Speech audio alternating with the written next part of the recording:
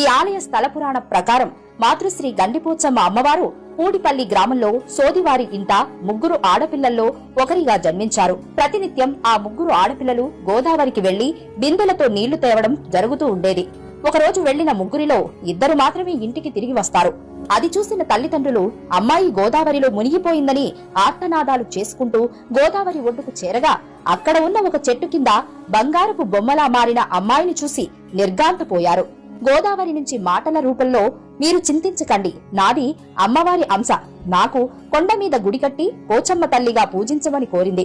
అలా కొండ మీద కట్టిన గుడి గోదావరి కోతకు గురై కొండ కాస్త తరిగిపోయింది. కోతకు గురై గండిపడినది కావున గండిపోచమ్మగా ఆమె పేరు మారింది.